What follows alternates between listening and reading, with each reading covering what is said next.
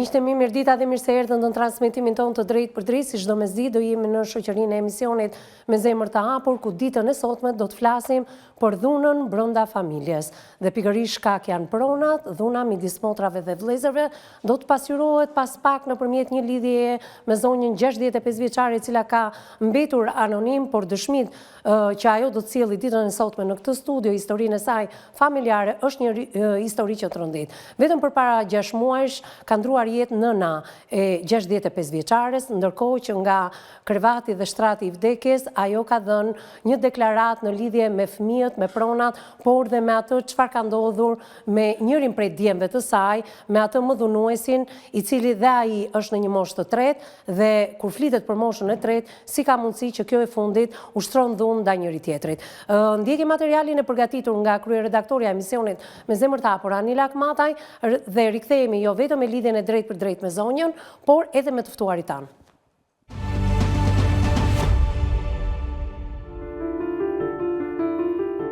Historia që do të trajtojë ditën e sotme në studion e emisionit Me zemër të hapur është një nga rastet më të rënda të dhunës dhe konfliktit familjar, ku për vite me radhë një familje nga Korça ka jetuar mes frikës, presionit psikologjik dhe dhunës fizike, një luftë e brendshme mes prindërve, motrave dhe vëllezërve që ka nisur shumë vite më parë dhe vazhdon ende sot, duke lënë pasoja të rënda emocionale dhe njerëzore.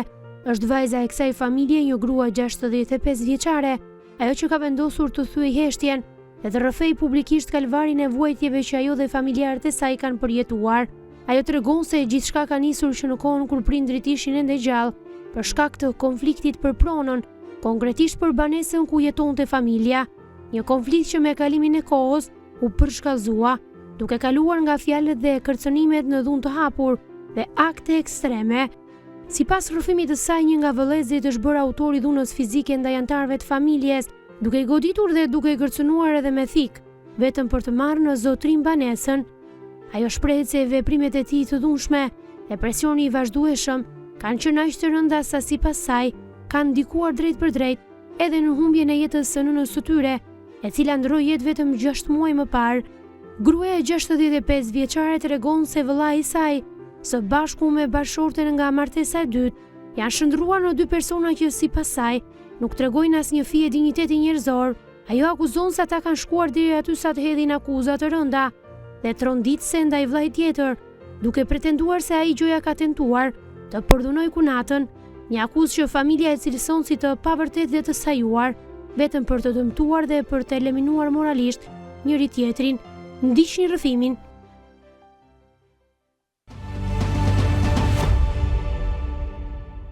Gjithçka mban brenda kjo histori do të rrëfehet nga zonja 65 vjeçare vetëm pas pak, jo vetëm akuza në lidhje me dhunën brenda familjes, jo vetëm me akuza që nëna ndroi jetë për shkak të kësaj dhune, por dhe për akuzat e ngacmimit ndaj kunatës. Të gjitha këto do t'i rrëfejmë vetëm pas pak në studion e emisionit Me zemër të hapur, me mua në studio avokati Elvis Duka. Përshëndetje avokat, mirë se erdhe. Përshëndetje. Ju vini nga shoqata avokatëve antikorrupsion, detektive privat, me në krye avokatin zotin Due Pietra, i cili është edhe themeluesi i gjykatës së arbitrazhit. Apo jo, faleminderit edhe një herë që je me mua. Në krahun tënd Eduard Tafa, psikologu ynë klinik, psikolog prej vitesh i studios emisionit Me zemër të hapur, kemi trajtuar bashkë Edi, por edhe me Elvisin, i cili është bashkuar më vonë në fakt këtij transmetimi dhe këtij emisioni, redaksisë emisionit Me zemër të hapur, por është një nga rastet më të veçanta për sa i përket jo asaj çfarë ka ndodhur brenda kësaj familje, duket sikur gjithçka nga fenomenet e kohëve moderne ndodhin në këtë familje, por ajo që mua më bën përshtypje është që të gjithë protagonistët e ngjarjes janë mbi 65 vjeç, pra janë në moshë të tretë dhe në vend që të marrim shembull nga këta individ, sepse mosha e tretë në familjet tona janë gjithmonë ata gjyshrit, ata prindrit, ata të urtët që gjithmonë të këshillojnë nga vlerat e tyre jetësore, por edhe nga përvoja e tyre jetësore, nuk po ndodh në këtë familje. Prandaj përshëndes me njëherë zonjën 65 vjeçare. Zonjë, përshëndetje. Përshëndetje.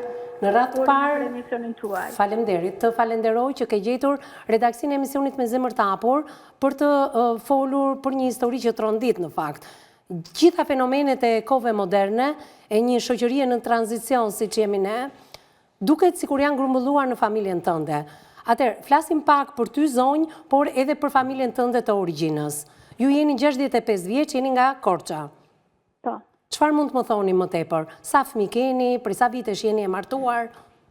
Po, unë kisha një martesë, jo kaq, domethënë, të suksesshme, Po? por nuk do të thotë se po të kesh probleme në familje, do të jesh edhe njëri jo me moral të lartë. Nga martesa ime për 24 vitesh, kam sjell në jetë 3 fëmijë. Po? Fëmijë të shkëlqyer, familje shumë e mirë, rrjedh nga një familje shumë e lartë, me moral të lartë, familje shumë e urtë, të qetë.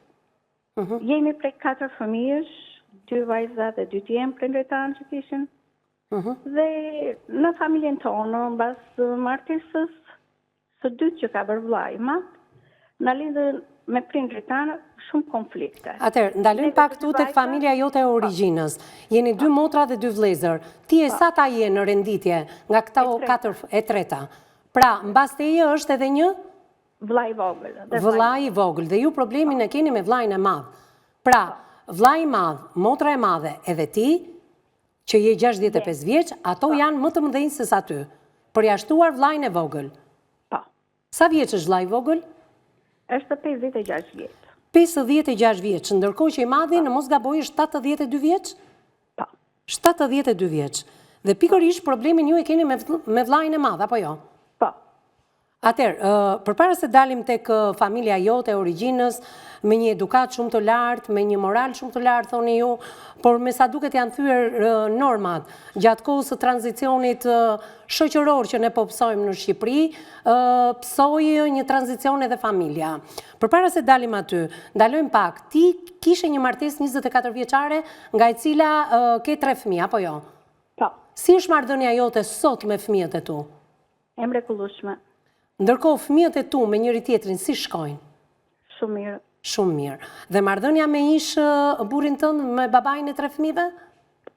Fëmijët nuk kanë marrëdhënie as me babanë, të 3 fëmijët nuk kanë marrëdhënie me babanë, sepse unë mbajta një martesë në kohë shumë të gjatë për arsye duke menduar për fëmijët se duke qenë në një moshë të vogël, fëmia nuk kupton se kush është fajtori nga prindit, se fëmia është detyruar të rritet me nënë dhe me baba.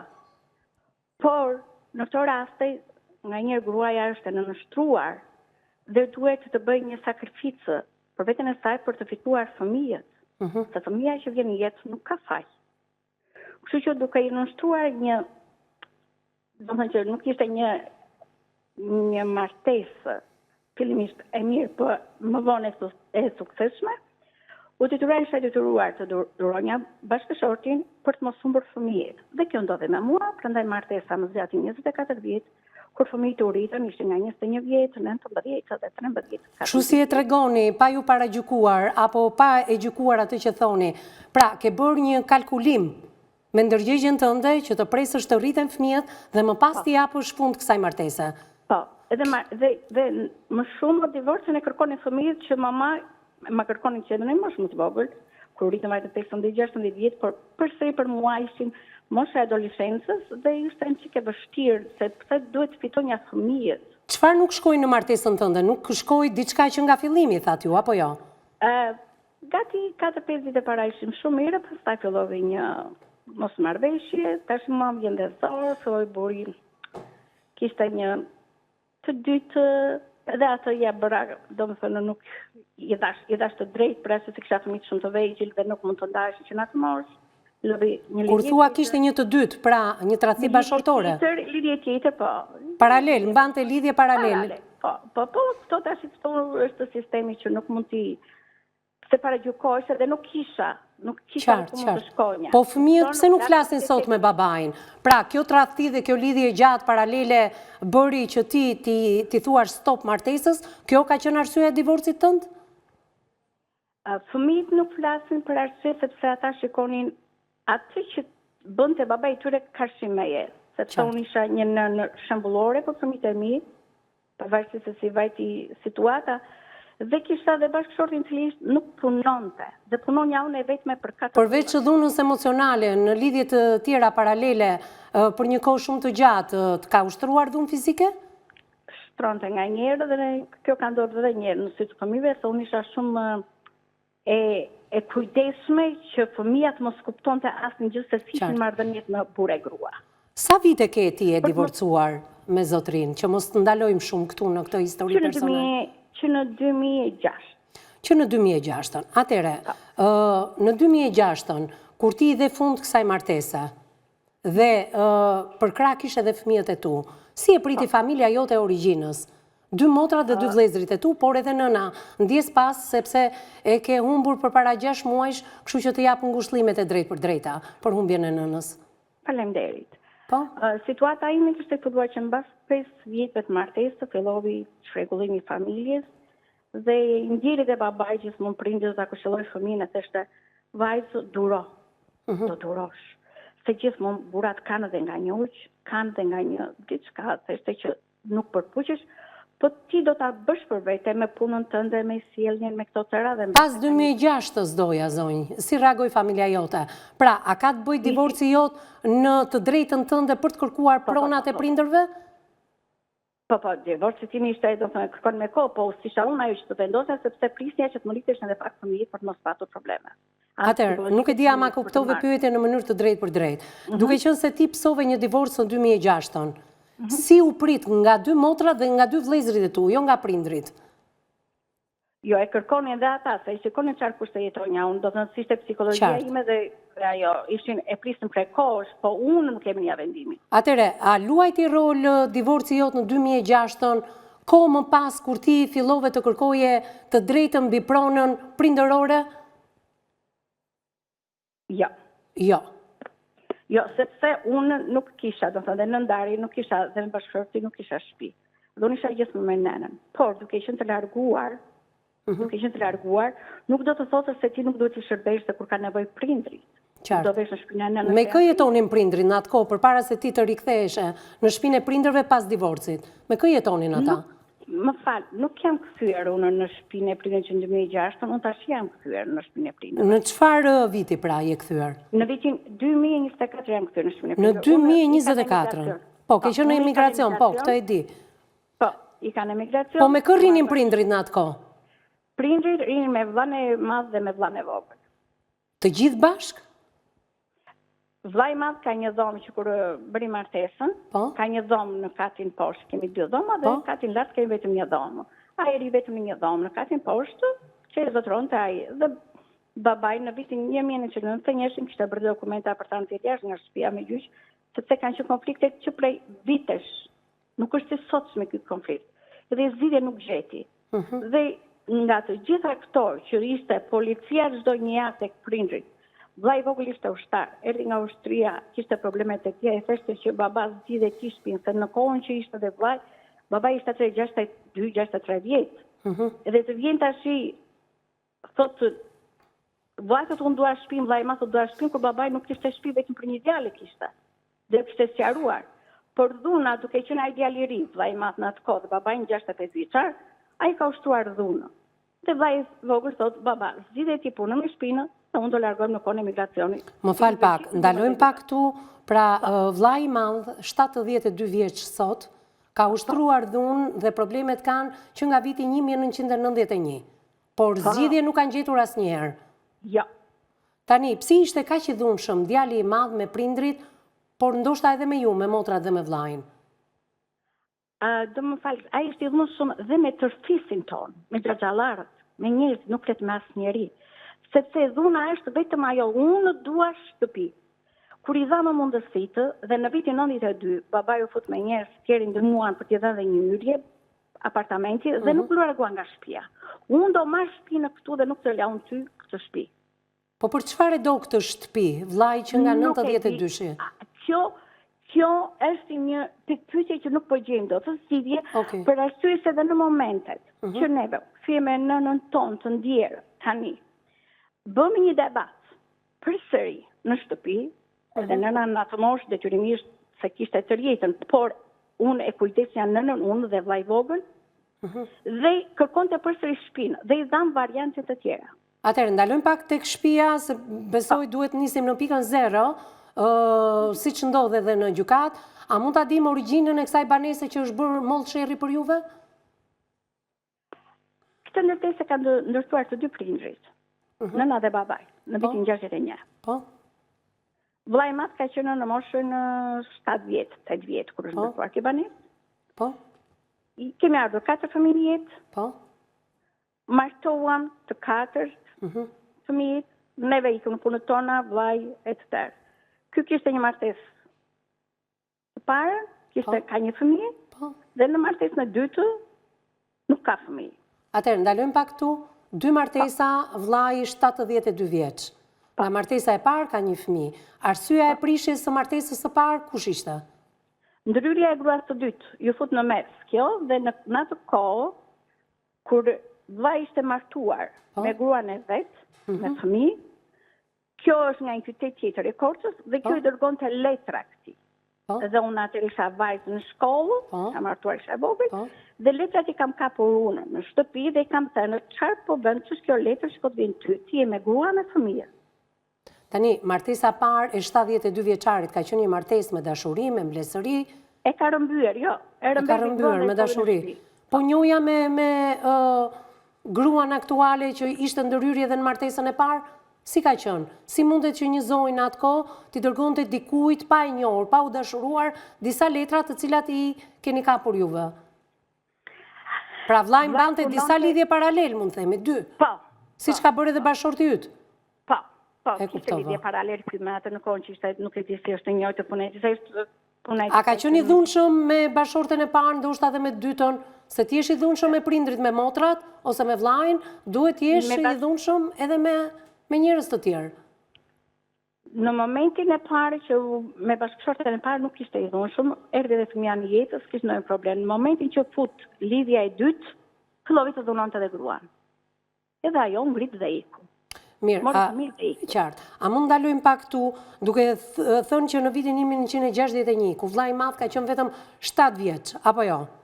8 vjeç. 8 vjeç. Atëherë, prindrit e tu ndërtuan këtë banesë. Ai pse pretendon sot për ta marrë të gjithën? Këtë është që e gjithë pikë pyetja është kjo që çfarë kërkon ky, dhe ne nuk ishim në kundërshtim, edhe vllai i vogël nuk ka qenë në kundërshtim, le të qëndrojë me qëse situata që nuk ka dhe fëmijë, le të qëndrojë në shtëpi. Ne nuk kemi se asnjëri nuk ka marrë pasuri me vete, asnjë gjithçka. Është njeriu të jetë i qetë dhe të ketë një moral dhe të jetë i lumtur në këtë jetë. Qartë. Por nuk e dim ku është arsye që ka këtë kërkon këtë shtëpi. Po nuk e keni pyetur? E kemi pyetur. Çfarë ju ka thënë? Ishte momenti para se të na viste dhe nëna, se bëm një debat të madh. Përveç asaj, përveç të gjitha këto që ka bërë, ne bëm një ndërtim se në babai iku mosha e tyre kishim një banjë jashtë të shtëpisë, siç kanë qenë në shtëpi që moti me banjat jashtë. Dhe kur pun plakë se babai ishte i pafuqishëm dhe menduan të bënim një banjë shtesë të brenda në obori të shtëpisë. E ndërtuam atë shtesë dhe si përfundim prishëm banjën jashtë. E shfrytëzuam këtë banjë brenda dhe në momentin kur babai ndrovi jetë, nuk ishte lënë testamentin e tij. Dhe mbas asaj bashkëshortja e vllajt, se ajo nuk e di vetë, nuk e kam nga vllajt, se më shumë është tyna ajo, ai kërkon shtëpi. Dhe kërkon ngrirë tapina e të shtëpisë, mbas gjapet të asaj, dhe vjen kjo me dokument që unë kam thot 1/5 në shtëpisë. Pra, në çeljen e aktit të trashëgimisë, pasi babai nuk la testament, në këtë banesë pretendon dhe bashkëshortja e vllajt të madh. Pra, nga 4 fëmijë dhe nëna juaj, nga 5 bashkëpronar të kësaj banese, kërkonte dhe ajo si bashkëpronare një pjesë të 6, apo jo? Po, më shumë është ajo kërkuese. Vllai nuk është në atë gjendje. Tomë që të jetë kërkues ose të jetë kashë, po të tëra i shpon, do të thotë e ngacmon. Nuk e di shkakun për ka e do shpinë, nuk e di si është puna, dhe përveç kësaj. Po me çfarë të drejtë kërkon ajo bashkëpronësi? Këtë duam të sqarojmë. Se në qoftë se zonja kërkon bashkëpronësi, është e drejta e saj dhe vendos gjykata. Por në qoftë se vllai ka fyer nënën, Ka dhunuar nënën, ka dhunuar motrën, sepse ju keni sjell në dispozicionin e redaksisë tonë shumë prova në lidhje me këtë gjë. Shumë, kemi shumë. Por ndërkohë kemi dhe një akuzë të rëndë për nusën e vllajt të vogël. Të gjitha këto përbëjnë një çështje më tepër se sa ajo ligjore. Dalim edhe në gjëra morale. Më falë, është nusja e vllajt të madh, kjo që kërkon dhe shpinë për të larguar dhe vllain e vogël nga shtëpia. Ka pretenduar që është ngacmuar, apo jo? Po, është po. Qartë. Pretendon që kur nati vjen, më ngacmon mua. Qartë. Mirë, në kohën e Covidit, po? Ishim në seanca gjyqësore për ndarjen e shtëpisë, ishte për faza e parë, ishim në fazën e dytë, dhe i themi vllajt, sepse në njerë e mbajtën vllain 12 orë në polici për dhunën ndaj kunatës, siç kishte pretendimet ajo, dhe me dytë na thot nëse ishim në emigracion, kishim dhe nënën, kisha dhe nënën në. Pra kunata e madhe akuzonte vllajin tuaj të vogël për dhunë. Po. Dhe vllai juaj i vogël është mbajtur 12 orë në polici. Po. Pra, i gjithë procesi në lidhje me pronat bashkëshoqëroi edhe me procese të tjera penale për dhunë familje, apo jo? Po. Mirë, e ndërpresim pak, të lutem, e ndërpresim pak se jam e detyruar të dalë në hapësirën publicitare, për ta kuptuar ne më qartë, do rikthehemi me detaje, por dhe me provat që vërteton gjithçka, do mundohemi që ditën e sotme të ketë një ballafaqim midis teje dhe vllajt të madh, ndjekim publicitetin dhe rikthehemi një herë në studio.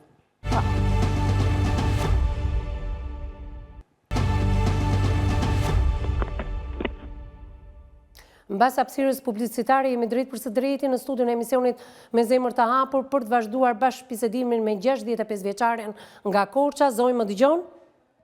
Po, më dëgjoj. Atëre, përpara se të dalim edhe tek problemet shumë të rëndësishme tuajat, jo vetëm në lidhje me pronën, por edhe ato çështje penale për dhunë familje, për atë çfarë ka deklaruar nëna juaj në shtratin e vdekjes, është një video që do të rëndisi, kemi të gjitha provat që ju më keni vënë në dispozicion, shenja dhune që duke në fytyrën tuaj, dua të them diçka, në lidhje me çështjen e pronës. Është një pyetje që vjen drejt për së drejti nga avokati Elvis Duka. E keni zgjedhur ju ligjërisht këtë gjë? Neve jemi në apel në këto moment që po flasim. Shkalla e parë, shkalla e dytë ka mbaruar në qytetin e Korçës. Po shkalla parë, shkalla dytë është shkalla parë dhe apeli është shkalla dytë. Ti thua jemi në apel? Jemi në apel. Po pra. U bënë në 2 seanca, është shkalla e parë, shkalla e dytë që është bërë në qytetin e Korçës. Atëherë, edhe një herë, do me thënë jeni gabim në interpretim, por nuk ka rëndësi kjo. Ju jeni në një proces gjyqësor. A mund të më thuash çfarë ka vendosur gjykata e shkallës parë për juve? Po, gjykata e shkallës parë, mbas vdekjes së babait. Po. Qua testamenti delën që nëna ka gjysmën e shtëpisë. Dhe në gjysmën e shtëpisë ynë nëna dhe 4 fëmijët. Po. Që do të thotë? Neve nëna me të 3 fëmijët jemi bashkë, kemi bashkë pronësi të tërë, kemi 90 të shtëpisë dhe vllai i madh. Meqenëse jemi në këtë situatë, ka një... Pra, është përjashtuar bashortja e tij e dytë? Jo, s'ka ajo pjesë, sepse është trashëgimi nga prindit, s'ka pjesë në shtëpi. Dhe, ndërkohë, duke marrë këtë vendim, gjykata e shkallës parë, kush apeloi çështjen? Besoj pala tjetër. Jo, çfarë vendosi? Gjykata e Korçës nxjerr jashtë nënën edhe në 3 fëmijët dhe shtëpinë ja jep atij me 1/10. Po pse në çfarë përfundimi, me çfarë arsyetimi? Se dim. Po si se dini, ju vendimin e gjykatës e keni lexuar apo jo? Po e kam lexuar dhe thotë që shtëpia thot posedohet nga personi, djali i madh, që s'është e vërtetë. Pra, ju nuk quat fakti që e posedonte edhe nëna, edhe vllai i vogël. Se gjykata flet me fakte, me prova. Kishit ju një provë në tryezën e gjyqtarit? Jo. Po pra, se keni arritur ta vërtetoni. Po. Që ju e posedoni ai një pjesë edhe ju një pjesë. Nëna dhe vllai. Po. Por kjo nuk do të thotë që ju motrat mos keni pjesën takuese. Apo jo? Kemi. Po, neve kemi pjesën takuese dhe jemi 90. Dhe ata nxorën pretekstin. Me qenë se këta nuk janë këtu, nuk janë në shtëpi nëna, sepse nëna për arsyeshën lehtësore kishte në emigracion. Dhe thot, kur këta nuk jetojnë në këtë shtëpi, shtëpia t'i jepet vllajt të madh. Por, gjatë seancës gjyqësore, kam dokumentin që ka dërguar Indira Nen dhe thot, ju lutem thot, unë dua të vi një orë më parë në shtëpinë time sepse unë po ri me dhëndri. Unë jam në vend të huaj, unë dua në shtëpinë time. Dhe ju lutem më jepni vendimin që unë të kthehem në shtëpinë time për arsye se nuk mund të jetoj me djalin e madh për konfliktin që kemi. Dhe tjetra, më kryesorja, që ai ka mbyllur dhe banjën që ishte që bëm të re banjën e shtëpisë, që bëm brenda në territorin tonë, që e bërë nëna dhe babai, ishin gjallë, dhe ky e ka kyçur dhe e posedon ai me forcë edhe banjën. Mirë. Dhe kur ka erdhur nëna, një të vogël mund t'i bëj, dhe kur jemi kthyer ne këtu, banjën, e thot vllai vogël, vllai të madh. Banjën hapet thot se nëna nuk mund të dal jashtë. Unë do dal jashtë, thot, por nëna do të hyj këtu. Nuk e hapi banjën. Atëherë, si arritët në një konflikt fizik pastaj, sepse i dhënuar ti, por ndërkohë edhe nëna ka dhënë një dëshmi për veten e saj. A keni marrë ndonjëherë urdhër mbrojtje ju nga policia? Ka vendosur gjykata një urdhër mbrojtje ndaj jush? Në fazën e parë ja fala kur bëm punën e sherit për të konfliktin për banjën dhe nuk e bëra denancimin. Erën e dytë kur fillovi qerti e apelit, që u vajtëm në gjykatën e apelit për çështjen e shtëpisë, dhe në fazën e parë kur vajtëm atij, gjykata e apelit e poshtë vendimin e qytetit të Korçës, që thotë është dhe një vendim i gabuar, dhe poshtë shpinë që shpinën do ta marrë ai që takon. Dhe në këtë kohë kthehemi ne nga Tirana, dhe ky atë na ushtron dhunë mua dhe në nëstime duke na kërcënuar se unë do t'ju vras. Unë në dhomën tonë dhe do t'ju vras. Të dyja që po më merrni shtëpinë. Kjo është arsye dhe në këtë moment u bë një konflikt shumë i madh. Kam lajmëruar policinë. Edhe shfaqim edhe foto të regjia në ullin qendror të fotove të zonjës ku shfaqet e gërvishtur në fytyrën e saj, por përpara se t'jap edhe videon që nëna ka thënë në shtratin e vdekjes, përpara se ajo të ndronte jetë, ka dhënë një deklarat që shumë e rëndë në fakt, do doja të ndaloja pak zonjë dhe të riktheheshim edhe një herë vitit 2019 për të kuptuar se bashkëshortja e 72 vjeçarit e vllajt të madh ka akuzuar vllajën e vogël për dhunë. U pajis ajo me urdhër mbrojtje nga gjykata apo gjykata ja ka rrëzuar në atë kohë? Jo, absolutisht asnjë, jo. Vetëm me gënjeshtra, jo. Nuk u pajis asnjëherë. Mbani përgjegjësi kur ne të bëjmë ballavaqimin me vllajën tuaj. Po. Okej. Mirë, në këto momente të ndjekim së bashku me të ftuarit me ty, me publikun, nga regjia, edhe një video të shkurtër se çfarë thot nëna jote dhe konkretisht jeni ju që keni filmuar deklaratën e saj dhe kur të rikthehemi do më thoni dhe në çfarë periudhe, duke qenë se ajo përpara 6 muaj ka ndruar jetë. E ndjekim. Prandaj s'di që di, ti shkoj zoti ja të lanë jetë. Ta muroj unë atë nuk unë gopem. Kjo ishte mirakutet. Më ka punuar tindi, pa e kom bërë bashkukaj. Kam plumbat e dynjasë, kam bombat e dynjasë, po ta zhi në fund, nuk turonja do të më streset, havet. Edhe të shduket mos e shumë, vetë që nuk duha të shumë. Të vdekur, asë të vdekur, atë jam.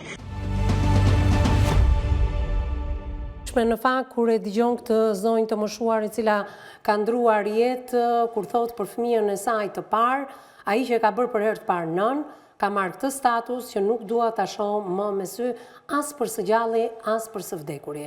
Atëherë çfarë ndodh në vdekjen e nënës tuaj atë ditë? Besoj se vllai ka marrë pjesë apo jo?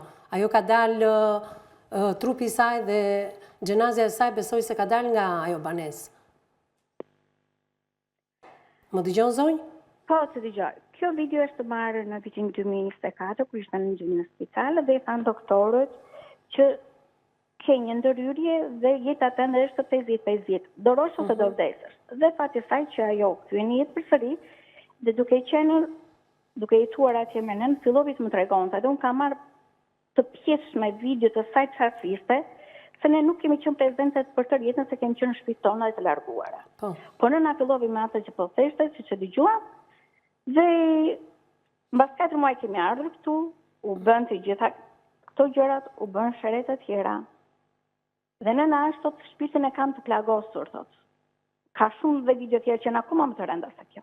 Shiko, ju na keni serviru disa foto, jo vetëm të dhunës tënde, por edhe të një shtëpie që me sa duket aty është përleshur. A mund të dim çfarë ka ndodhur në atë shtëpi? Pamje të së cilës po i shohim? Po, ai ishte momenti kur neve erdhëm nga gjykata e apelit, erdhëm në shtëpi dhe kur vjen ky në darkë. Vllai madh, na hyn të dyave në dhomën me nënën dhe vllai vogël ndodheshte në katin e dytë lart po flinte. Ora ishte gati 7:20 e darkës dhe hyn dhe na thot ne të dyave që unë tash ju erdhi fundi ju të dyave, unë do t'ju vras. Juve do të më merrni shpinën, më dërguat mua në gjyq se doni të më merrni shpinën. Po. Dhe nëna i drejtohet. I thash unë, i them nënës, ja bëj me gisht, pushoj, thash unë mos fol, lere se ishte i pirë. I deur dhe i them unë nënës ja bëj me shenjë që këteja që pushoj, ai ishte në dera e dhomës. Dhe i thotë, unë thotë, tash i mbarua që dyja, po duke mos ditur që vllai ishte lart që po flinte dhe dinte se ishim vetëm ne të dyja dhe fatmirësisht që ishte ajo se neve mbas edhe mos ishim në jetë. Na unë brenda i thotë mama e këtu shtëpia time thotë dhe kam bërur me këto duar, ti nuk e vën një peronë në këtë shtëpi. Po. Dhe është shtëpia time dhe fëmijëve dhe ti të më qërohesh jashtë. Pa i një fëmijë ka, apo jo? Fëmijën që ka me gruan me martesën e parë, po nuk e bën se që ka për fëmijë, nuk e nje, nuk e kam, as e ka rritur, as e ka dhënë detyrime për fëmijën, absolutisht as. Pra ai pretendon se ka kontribuar në ndërtimin e kësaj banese? Jo, pretendon ai pretendon në banjën që ndërtovi nëna me babajnë 2000 pa ndruar jetën babajt, i ka vënë cilës në thotë e kam ndërtuar unë, por atë nuk e kam ndërtuar ai, sepse shtëpia ishte nënës dhe babajt, ishte ndonjë pronë. I kemi dërguar neve lek, kemi ndihmuar neve dhe kur ka erdhur mamaja në që bëri një udhëtim në emigracion dhe erdhi prapë, e tha unë ndërtova këto, por nuk kam paguar dhe dur aluminët thotë që jam bërë për këto, dërguat vetëm lekët për ndërtim, po dur aluminët se kam paguar dhe jep mamaja dhe lekët e dur aluminët. E kemi qartë, sepse nuk mund të ndalojmë zonjë në kaq shumë detaje se kaq është koha televizive. A mund të më thoni pak, vllai madh 72 vjeç, vllai vogël 56 vjeç. Ti, motra më e madhe dhe vllai, si keni marrëdhënie sot me 72 vjeçarin? A jeni ju të tre bashk përkundrejt këtij të madhit? Apo motra, vllai ka një tjetër qasje dhe një tjetër marrëdhënie me vllain e madh, për ta kuptuar pak? Jo, ne të tre fëmijët nuk kemi marrëdhënie fare me vllain e madh, sepse të treve neve ka ushtruar dhunaj. Po ashtu edhe kushurinë tuaj, po ashtu edhe prindrit tuaj, dhe ai është i vetmi përballë të gjithëve. Edhe me xhaxhallarët ka ushtruar dhunë. Pra ai është i vetëm me bashkëshorten përballë të gjithëve. Ka ushtruar dhunë dhe tek xhaxhallarët. Ndalojmë pak në një moment shumë delikat. Nusja e vllait të madh akuzon kunatin e saj më të vogël, 56 vjeç, për ngacmime me natyrë seksuale, por edhe për dhunë. Çfarë ka ndodhur? Asgjë. Çfarë pretendon zonja? Asgjë. E ka çuar në polici. Po. Dhe ka thënë që ky erdhi këto, e thotë në rregull ne sa marrim 12 orë. Nuk ka marrë. Po këto ishin të vërteta. Kjo është e vërtetë. Pra zonja nuk është pajisur ndonjëherë me urdhër mbrojtje? Jo. Nuk e ka faktuar ngacmimin seksual? Jo. Jo. As dhunën e ushtruar? Jo. Pra, të gjitha këto kanë rënë poshtë pretendimet e saj? Po, s'ka absolutisht. Dhe kjo u bë për impresion, se si duket do ta kishin mësuar që duhet të bëni një presion karshi dhe kunati, do të thënë për vllain e vogël, ti largohet nga shtëpia, se me qëse kemi proces gjyqësor, shtëpinë ta marrësh ti që jeton, se aty nuk jeton. Pra, nëna që ishte tek ju në imigracion, që kishte ardhur për vizitë, por që kthehej në Shqipëri, të paktën gjykata ja hodhi poshtë dhe nuk pranoi që ajo jetonte në atë shtëpi. Ndërkohë, dikush thoni ju e kishte mësuar kunatën për të akuzuar vllain tuaj të vogël ta largonte si dhunues dhe si ngacmues seksual, dhe këtë fakt ta përdorte në gjykatë që ky nuk banonte në atë banesë, dhe gjithë shtëpia i kalonte atyre. Pra ishte një skenar i stisur. Po. E qartë.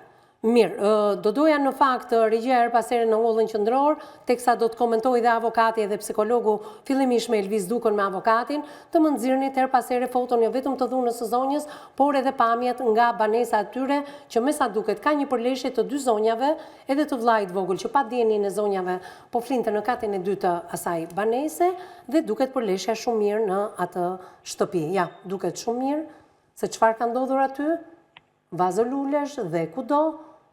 Por si ka mundësi, thash edhe njerë se janë edhe mosha të pjekura, nga cilët ne duhet marrim përvojën e tyre, duhet marrim një lloj edukate prej tyre dhe 72 vjeç vllai i madh përkundrejt 3 pjesëtarëve të familjes, 2 prindërve, por dhe gjithë farefisit.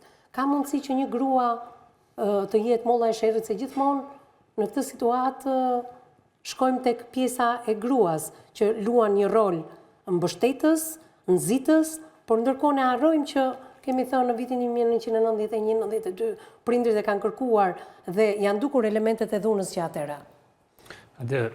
Piknisja e gjithë situatës, domethënë cila shkon edhe në rastet e dhunës familje, është shumë e rëndë. Por që piknisja fillestare është të prona e cila, domethënë shtëpia dhe cilën aktualisht jeton zonja, e cila është në elementet e bashkëpunësisë.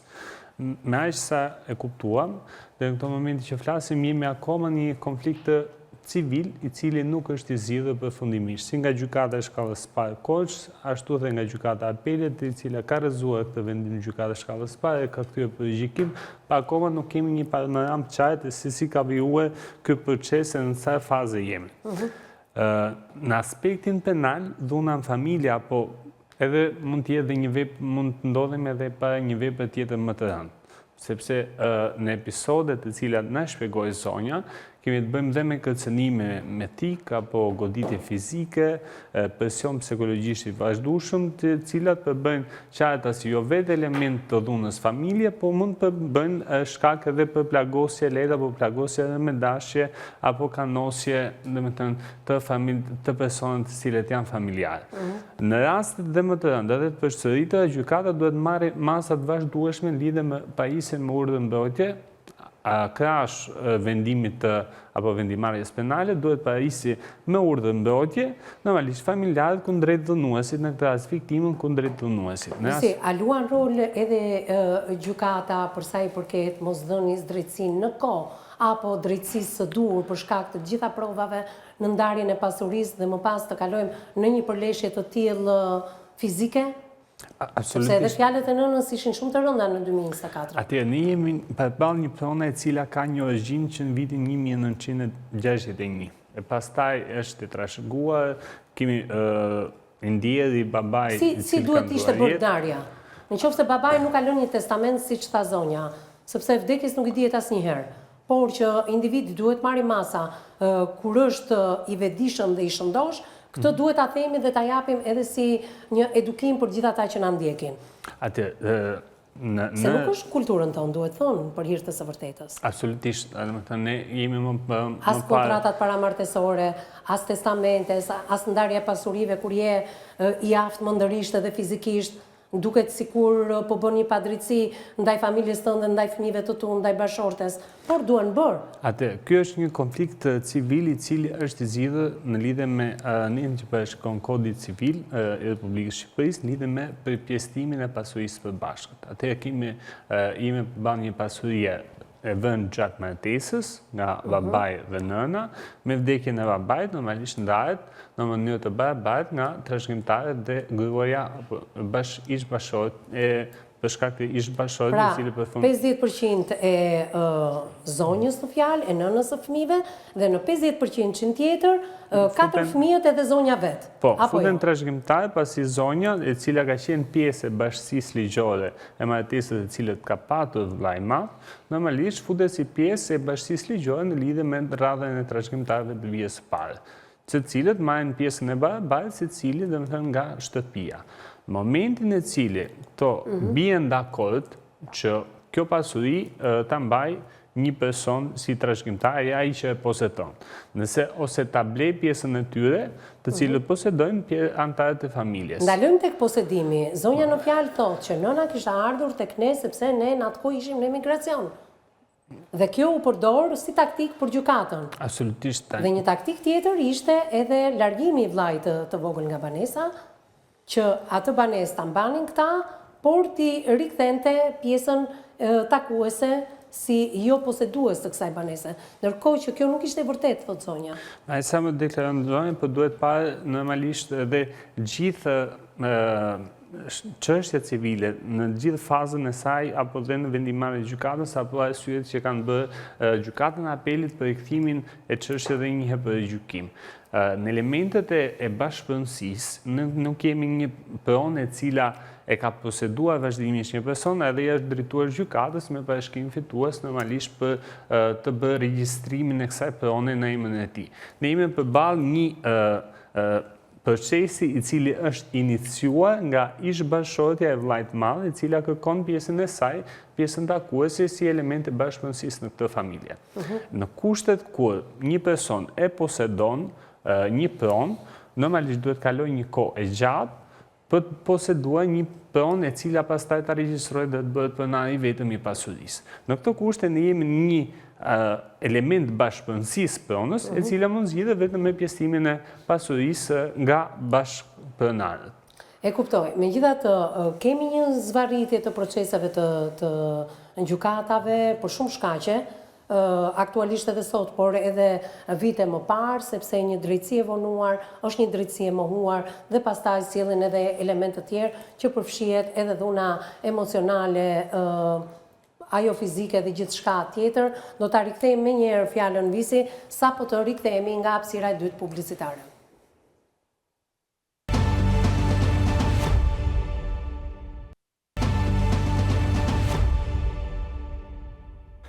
Mbas hapësirës së dytë dhe të fundit publicitare, jemi në pjesën e tretë dhe të fundit, përfundon komentin e tij avokati zoti Elvis Duka.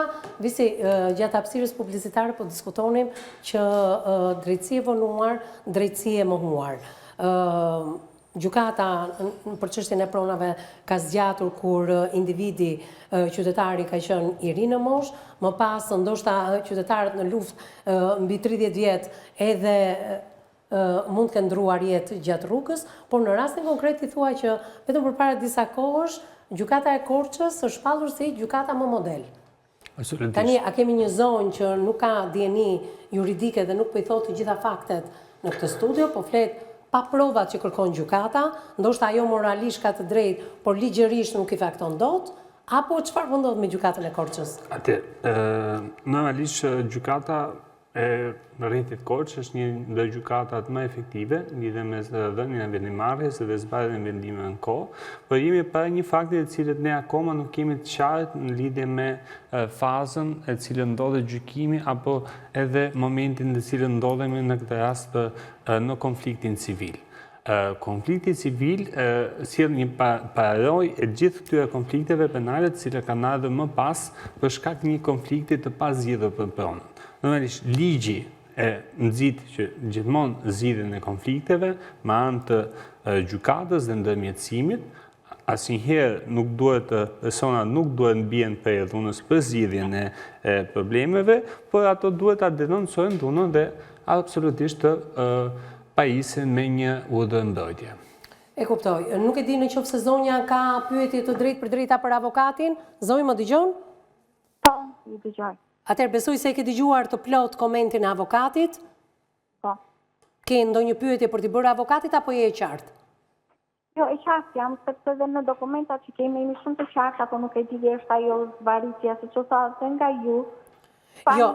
Jo vetëm zvarritjet, por edhe posedimin nga ana e nënës tuaj që ishte në emigracion atko, mbrojtja juaj ose mbrojtja e nënës apo e vllajt, nuk e ka dërguar si provë besoj në gjykat. Pra ai ka dalë i vetëm poseduesi i banesës dhe poseduesi i banesës ose një prone ka të drejtën të kthejë pjesën takuese tek bashkëpronarët e tjerë, siç ishte nëna, vllai i vogël dhe ju dy motrat.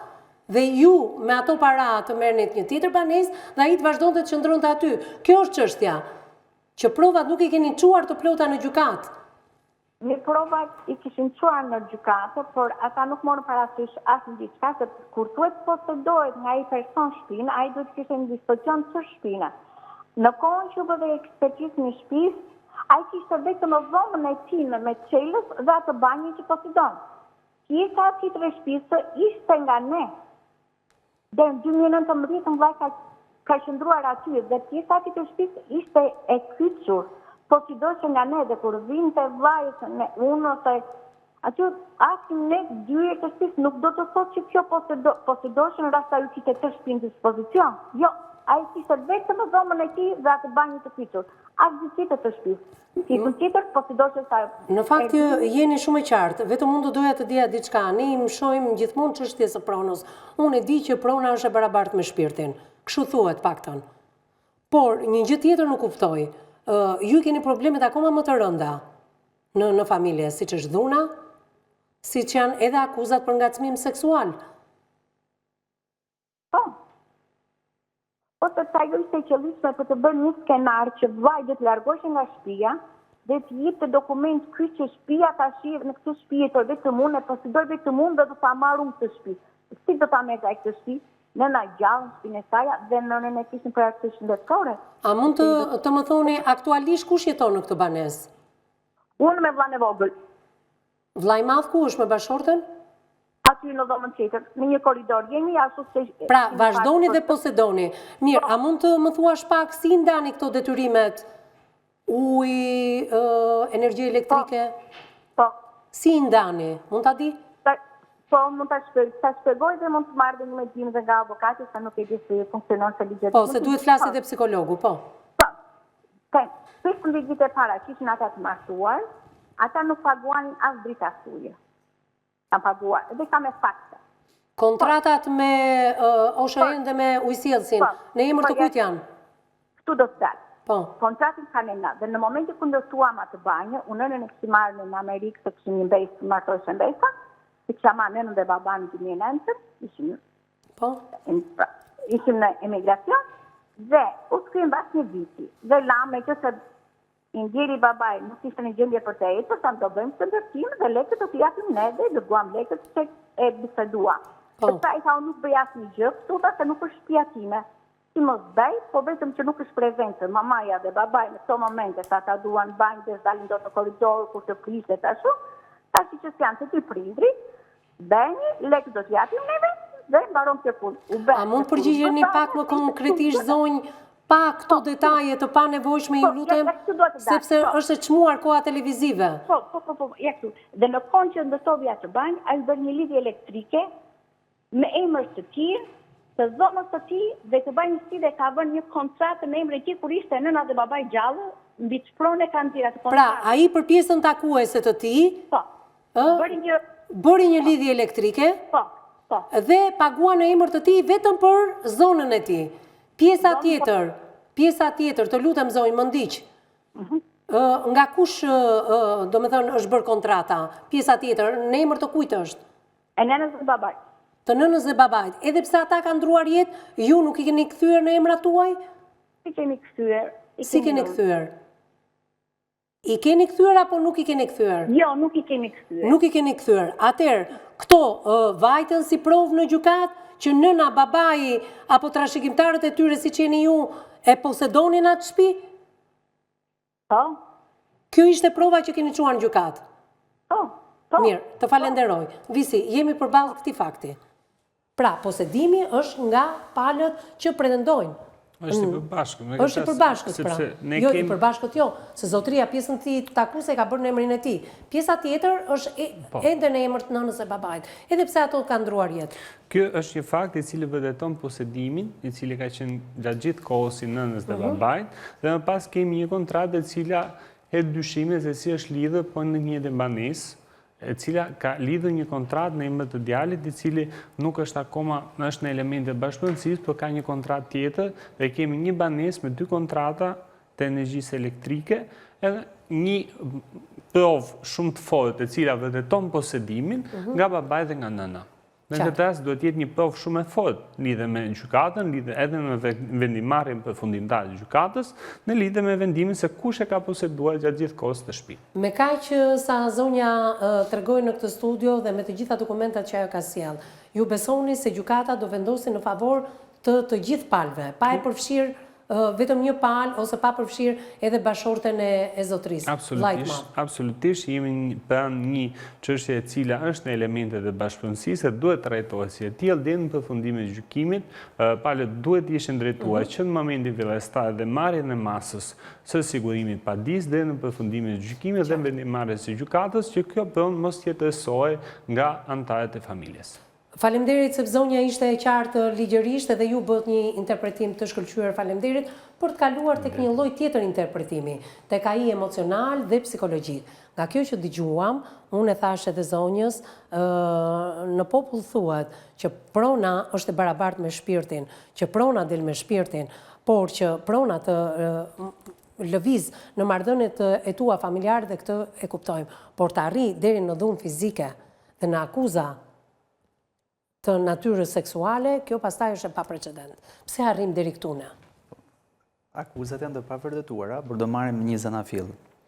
E para që edhe dashuritë që ne kemi parë apo lexuar në libra apo në filma, sepse njerëzit mendojnë që ai rrëmbimi është një efekt i dashurisë. Rrëmbimi nuk është efekt i pozitiv. Eksaktësisht. Pra, rrëmbimi është të rrëmbesh tjetër në kundër dëshirës tij, përdorësh forcën që ti mendon që është distanca e lartë fuqisë që ke ndaj personit tjetër, edhe është një akt penal i cili është shumë i dënueshëm. Pra të rrëmbesh dikë. Pra, ne përdorim fjalën rrëmbim pa ndasi, domethënë në mënyrën e shprehjes verbale, pra i rrëmben zemrën. Deri këtu jemi në kufit e pranueshmërisë, pra me idenë që ka një mënyrë të vetën, unikale, që e bëri, domethënë e kultivoi në zemrën e dikujt tjetër dhe bëri rrëmbimin e zemrës. Rrëmbimi i trupit është diçka komplet tjetër. Pra sepse kemi të bëjmë një person që të jep karakteristika dhe plotëson atë profilin klinik të një personi delikuent. Pra përderisa ai shkon dhe merr dikë, pra në rrëmbim. Pse e themi këtë? Sepse po ta shikosh në mënyrë zinxhirore ka përdorur disa forma dhunësh, nga gruaja e tij e parë ka kaluar te gruaja e dytë dhe pastaj është spostuar, është bërë zhvendosja e dhunës dhe mekanizmi i dhunës në drejtim të familjarëve ku nuk është kursyer askush dhe ndaj një personi nuk janë marrë akoma masa. Kjo është pika e parë. E dyta vim tani ke struktura dhe bazamenti familjar.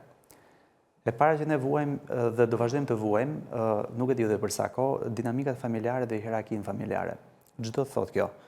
Sepse po ta shikosh, hierarkia familjare ka ende të pandryshuar rolet e secilit nga fëmijët brenda familjes. Pra në momentin që janë 2, 3, 4 apo më tepër fëmijë, pra dhe gëzohet vetëm një pronë, pra po ta shikojmë dhe lëvizjet e dy prindërve në drejtim të fëmijëve nuk janë asnjëherë të barabarta. Pse? Sepse nuk kanë të njëjtën peshë për sa i përket pronës vajza dhe djemt. Sepse vajza shikohet gjithmonë si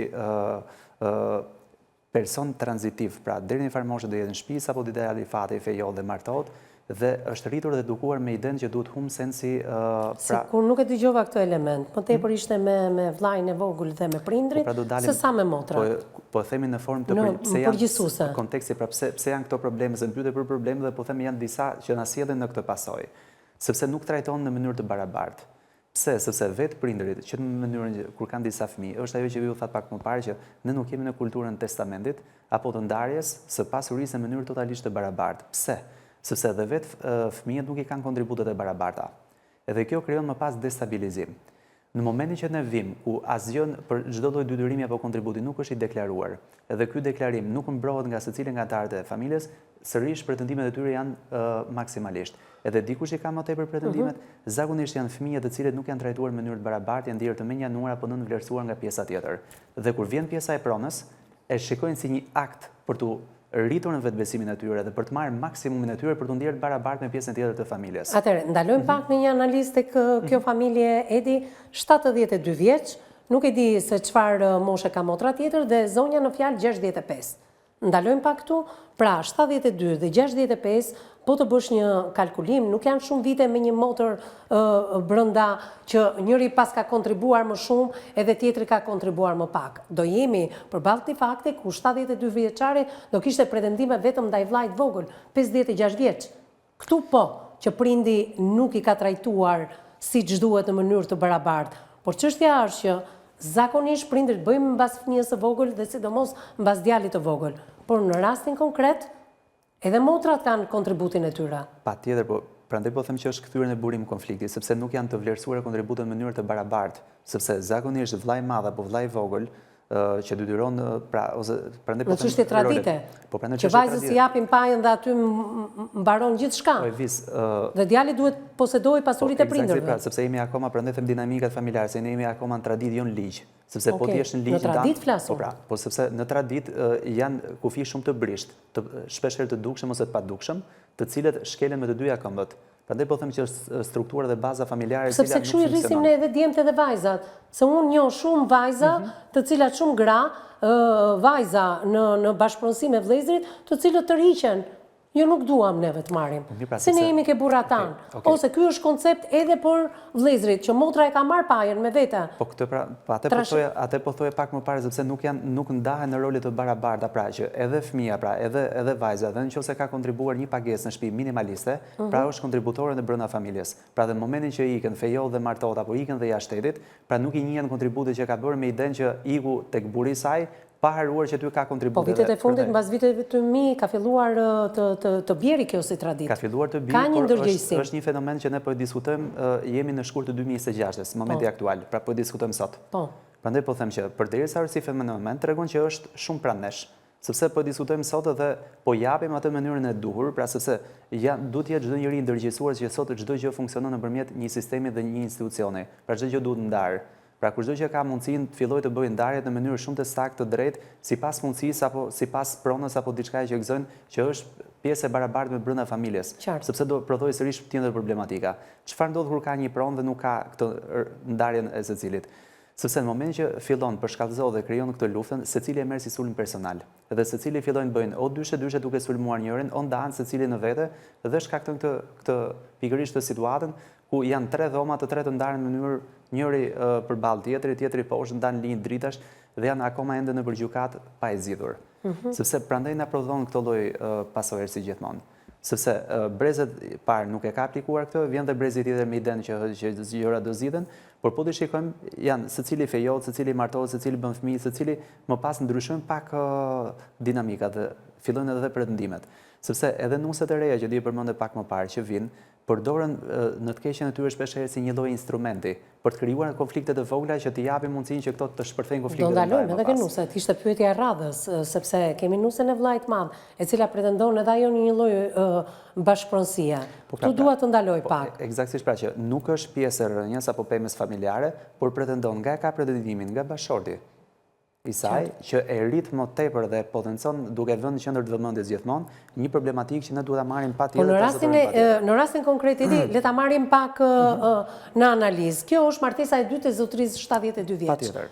Pra, nëse ndodh diçka me zotrin që ne i urojmë një jetë sa më të gjatë. Apo jo. Kjo pronë, kjo pjesë takuese e tij, do ndahet edhe me fëmijë nga martesa e parë, apo jo? Prandaj po them sepse a është regjistruar apo nuk është regjistruar. Ja, është regjistruar pra. Përderisa është regjistruar pjesa takuese në momentin që bën pjesën trashëgimi familjare mund kapi deri në 5 breza. E kupton se varet se si janë lidhjet. Pra secili nga ne për shemb ka stërgjysh ose 4 gjysh i cili ka ardhur brez pas brezi deri sot ku jemi ne këtu. Kemi mos një uri juridike apo kemi çështjen që po komentojmë ne tani, çështje edukimi, çështje kulture, që arrim të vëmë dorë edhe ndaj një nëne, edhe ndaj një motre, të bëjmë dhe akuza të natyrës seksuale, që shumë e rëndë. Po, mund t'jenë sulme direkte apo indirekte në format e cilet i përdorin kundrejt njëri tjetrit për fituar sa më tepër pikë edhe në rrethet që kanë pranë, por kemi të bëjmë një person të pakën nga ajo që deklarohet nga zonja që nuk shkon mirë masin nga anëtarët e fisit. Por kur vjen puna ke prona tani, sepse u morëm me pronën si koncept fizik, ka mbivendosje emocionale. Sepse vetë prona, po ta shikosh, nuk është vetëm një element simbolik për ta trajtuar, pra është një copë territori, jo. Por shihet si siguri shumë e fortë për të ardhmen. Patjetër. Okej, sepse është kapital në fund të ditës. Edhe po të shikojmë mënyra se si veprojnë për ta marrë, për ta dominuar me apo mekanizma dhune, apo me mekanizma ligjore të tjerë, gjithmonë ka një vendosje emocionale, që shpesh herë personat, pra po ta shikosh edhe zonjën, pra gjithashtu edhe të ndjerën, i ndrit shpirti atje ku është, sepse edhe pra ato ka qenë shumë e vështirë të shohë një kaos brenda familjes. Dhe është tipike ajo shpreha nënave shqiptare që thotë ma plasi shpirtin, dhe kjo është një shprehje që ka lindur brenda familjes, sepse janë detaje që tregon janë horror të edhe të posedimit të gjërave që ai mbante. Dhe po ta shikosh, sepse në gjithë të konflikt, pra sepse mos marrëveshje që në konflikte dhe thella, pra ka të bëjë vendosje emocionale. Dhe shpesh herë, pra ti shikon shumë frustime, shumë zemërime, shef për shembull gjatë gjithë kohës një mlef krijon një lloj represioni shumë të brendshëm, krijon atë produktivitetin shumë të lartë të pronës të individit, gjatë gjithë kohës. Dhe kjo rrit agresivitetin, tensionin? Po pa diskutim që rrit agresivitetin.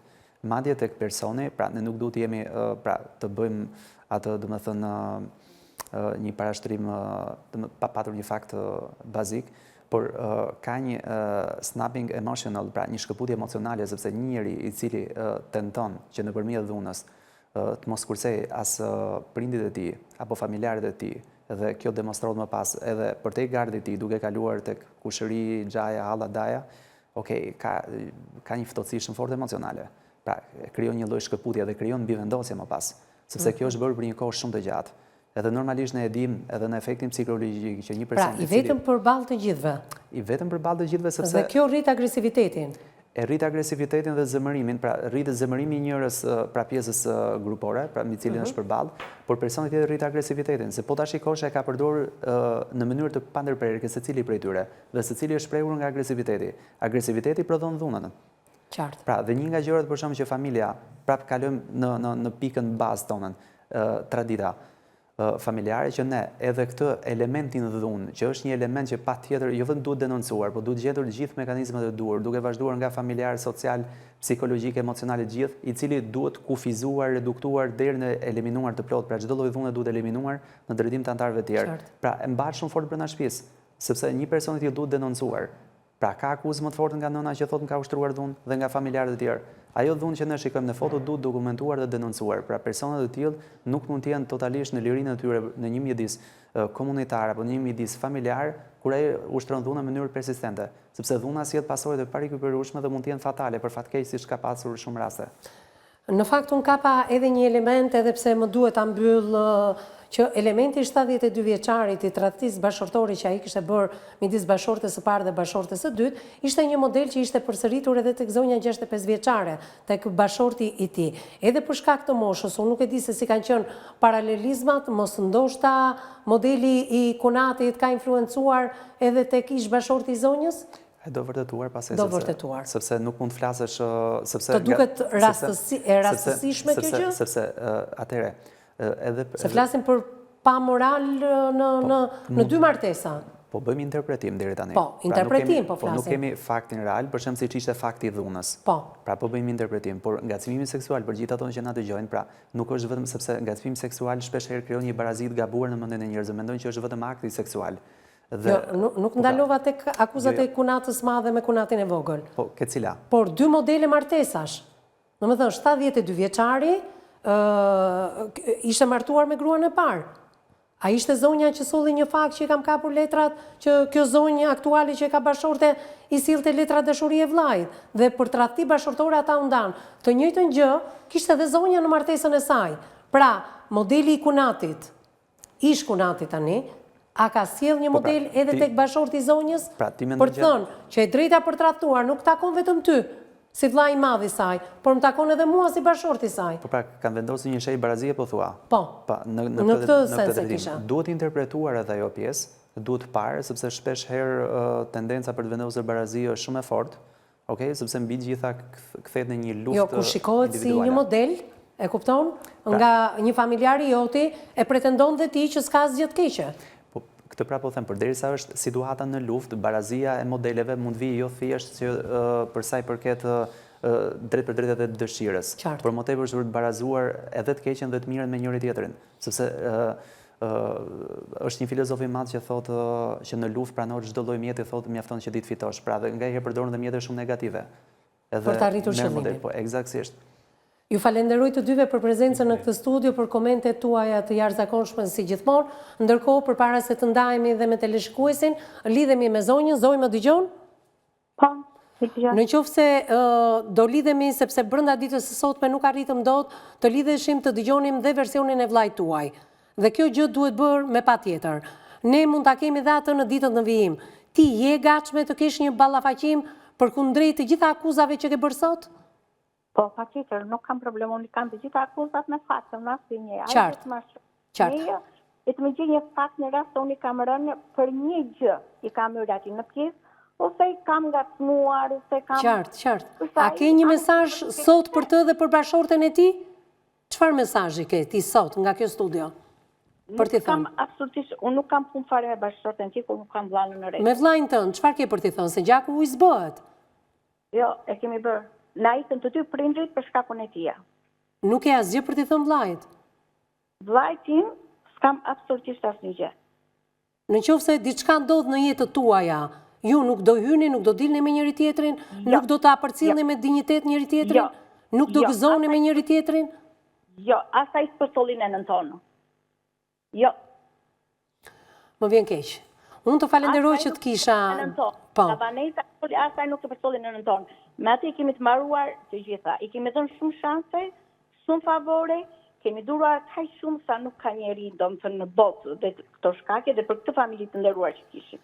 Faleminderit zonjë që të kisha drejt për së drejti në televizionin News 24 në studion e emisionit Me zemër të hapur. Falenderoj dhe gjithë ata që na kanë ndjekur drejt për së drejti për të lënë takimin tonë të radhës në ditët në vijim. Deri atëherë miru takofshim.